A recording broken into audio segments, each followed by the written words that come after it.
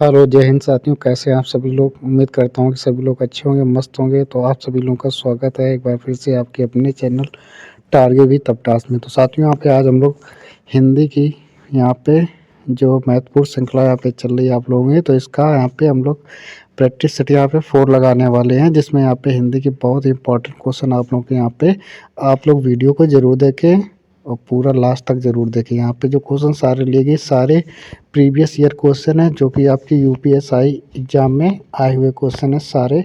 तो आप लोग पूरा देखें वीडियो को। तो चलिए साथियों, यहाँ पे शुरू करते हैं आज की क्लास।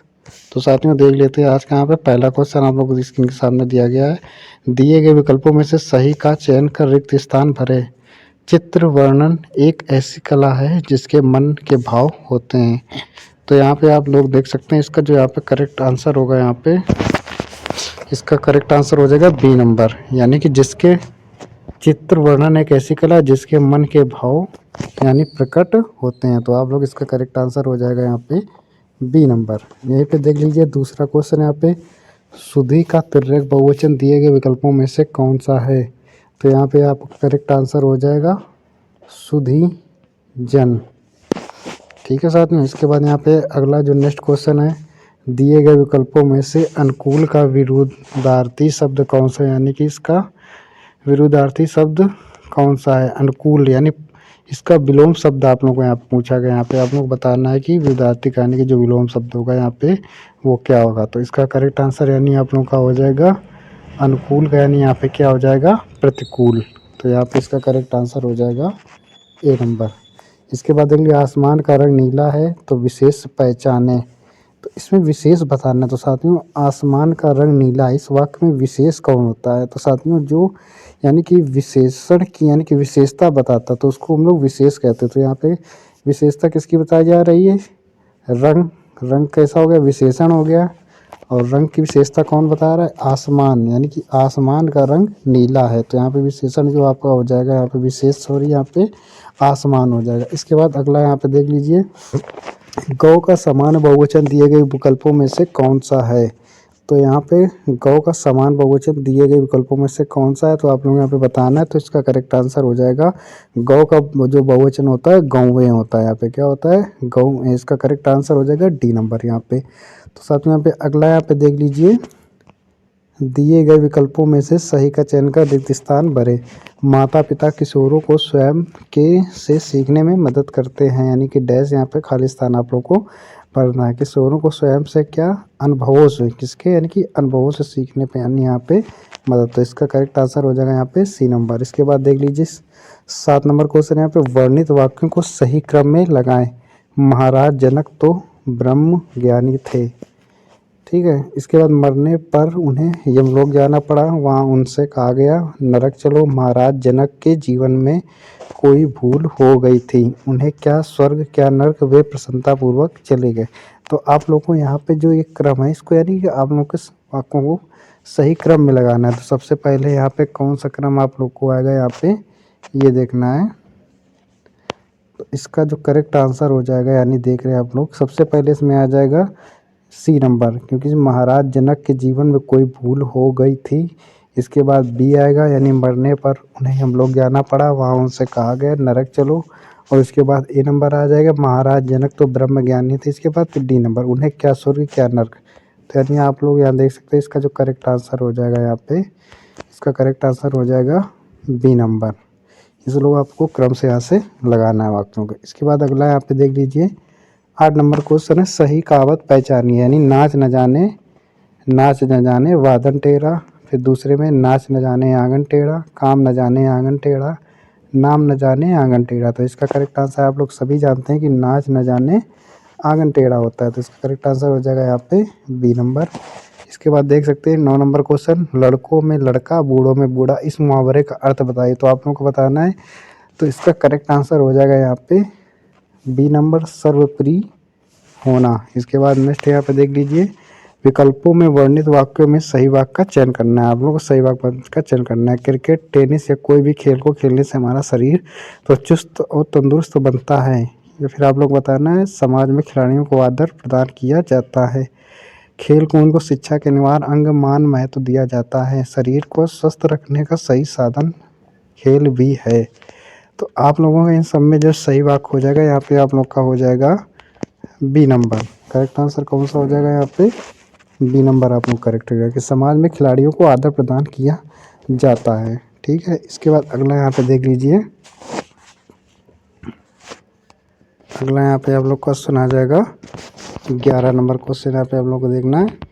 तो 11 नंबर क्वेश्चन आप लोग देखिए, इसमें बताया गया है कि राम साधु तुम साधु सजाना, राम मातु भले मैं पहचाना, वर्णित लोकाकृति प्रयुक्त अलंकार पहचानी। तो यहाँ पे अलंकार पूछा गया है, तो आप लोग देख रहे हैं यहाँ पे उत्तर में दो बताया गया, ए एंड बी, व्याजस्तु अव्याज निंदा अलंकार। तो सातवें अलंकार इसका करेक्ट आंसर हो जाएगा, यानी कि ए एंड बी दोनों यहाँ पे करेक्ट है। तो सातवें यहाँ पे। इसके बाद अगला यहाँ पे देख लीजिए 12 नंबर, नदी का पर्यायवाची शब्द इनमें से कौन सा नहीं है। तो आप लोग को नदी का पर्यायवाची शब्द इनमें से कौन सा नहीं है तो बताना है, तटनी, उषा, सरिता, नद। तो यहाँ पे जो करेक्ट आंसर हो जाएगा बी नंबर, उषा यहाँ पे ये, यानी कि नदी का पर्यायवाची शब्द नहीं है। इसके बाद अगला यहाँ पे रहीमन पानी राखिए, बिन पानी सब सून, पानी गए न उबरे, मोती मानुष चून। इसमें बताना है अलंकार कौन सा है। तो इसमें अलंकार आप लोग का हो जाएगा श्लेष अलंकार। इसका करेक्ट आंसर हो जाएगा डी नंबर। इसके बाद अगला यहाँ पे देख लीजिए, दिए गए विकल्पों में से किशोर का समानार्थी शब्द कौन सा है। तो बताना है किशोर का समानार्थी शब्द। तो आप लोगों को यहाँ पे पता होना चाहिए किशोर का समानार्थी हो जाएगा यहाँ पे तरुण। तो ए नंबर यहाँ पे करेक्ट आंसर हो जाएगा। इसके बाद देख लीजिए 15 नंबर क्वेश्चन, 25 रुपये दीजिए विशेषण पहचाने। अब यहाँ पे बताना है विशेषण, 25 रुपये दीजिए। तो यहाँ पे विशेषण जो हो जाएगा क्रमवाचक है, समुदायवाचक है, या फिर निश्चित संख्यावाचक है, आवृत्तिवाचक है। तो आप लोग बताएं 25 कैसा है यहाँ पे? निश्चित है, ये कैसा है? और संख्यावाचक। तो इसका करेक्ट आंसर यहाँ पे हो जाएगा सी नंबर।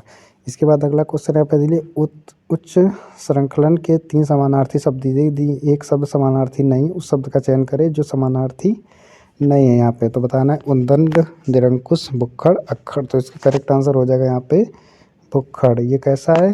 यहाँ पे इसका समानार्थी नहीं है। बाकी जो उद्दंड, निरंकुश, अक्खड़ ये सारे उच्च श्रृंखलन के यहाँ पे समानार्थी शब्द हैं। इसके बाद अगला क्वेश्चन यहाँ पे देख लीजिए 16 नंबर यहाँ पे पूछा गया, निम्न वाक्य में से किस भाग में त्रुटि है। तो आप लोग को पूरा वाक्य दिया गया, इसमें आप लोग को यहाँ पे त्रुटि बताना है। मृत्यु के मुख में जा रहा व्यक्ति सदैव सच को बोलता है। इसमें यानी जो वाक्य में त्रुटि है यहाँ पे हो जाएगा सदैव सच को। तो सदैव सच को यानी यहाँ पे सेंटेंस ये कैसा है? गलत है। ठीक है, इसके बाद अगला यहाँ पे देख लीजिए 18 नंबर क्वेश्चन यहाँ पे, पाप की पराकाष्ठा होना, इस मुहावरे का अर्थ बताना है। तो आपका पाप की पराकाष्ठा होना यानी कि पाप का घड़ा बढ़ना, पाप का उदय होना, पाप कमाना, पाप मोल लेना। तो यहाँ पे इसका जो करेक्ट आंसर हो जाएगा साथ में यहाँ पे वो हो जाएगा ए नंबर, यानी पाप का घड़ा होना, पाप की पराकाष्ठा होना यानी पाप का घड़ा बढ़ जाना, इसलिए इसका करेक्ट आंसर ए नंबर। इसके बाद अगला देख यहाँ पे अब आप लोग को यहाँ के गद्यांश यानी 19 नंबर से लेकर 21 नंबर तक आप लोग गद्यांश पढ़ना है। इसके बाद इसके यहाँ पे आप लोग को करेक्ट आंसर देना है। तो साथ में एक बार आप एक नज़र में पूरा आप लोग यहाँ पे गद्यांश इसको पढ़ लीजिए। यानी कि इसमें लिखा है, हम मनुष्यों को कुछ न कुछ बनने का स्वप्न होता है। हम अपने स्वप्नों को साकार रूप प्रदान करने के लिए उसे अपना तैयार और लक्ष्य बना लेते हैं। अपने सपने के आधार पर अपने भविष्य की नींव रखना। तो सारा आप लोग इसको पढ़ लीजिए। इसके बाद यहाँ पे जो आपके 19 नंबर से लेकर यहाँ पे आप लोग क्वेश्चन 21 नंबर तक ये गद्यांश वाले हैं, तो हम लोग इनको यहाँ पे नहीं करेंगे, आप लोग को बताएंगे फिर किस तरीके से यहाँ पे गद्यांश के सारे क्वेश्चन यहाँ पे करने हैं। तो इसको यहाँ पे अभी छोड़ देते हैं 21 नंबर तक। 21 नंबर के बाद से यहाँ पे देख लीजिए, दिए गए विकल्पों में से गति का विरुद्धार्थी शब्द कौन सा है। तो विरुद्धार्थी शब्द यानी विलोम शब्द बताना है गति। तो गति का यहाँ पे क्या हो जाएगा?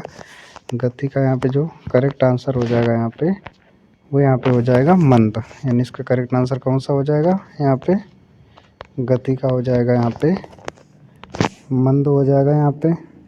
इसके बाद यहाँ अगले देख सकते हैं 23 नंबर क्वेश्चन, विचित्र के 3 समानार्थी शब्द दिए गए हैं, शब्द का समानार्थी नहीं शब्द का चयन करें जो समानार्थी नहीं है। तो विलक्षण, अनूठा, रहस्यमय, भिन्न। तो इसका करेक्ट आंसर हो जाएगा रहस्यमय। यहाँ पे इसका विचित्र का समानार्थी शब्द नहीं है। इसके बाद अगला क्वेश्चन यहाँ पे देख लीजिए, कुमार संभव के रचयिता कौन है। तो आप लोग बताना कुमार संभव के रचयिता यहाँ पे कालिदास है। कौन है? कालिदास। इसके बाद यहाँ पे 25 नंबर क्वेश्चन देती है, यहाँ लगभग कोई 2 दर्जन के करीब संतरे हैं।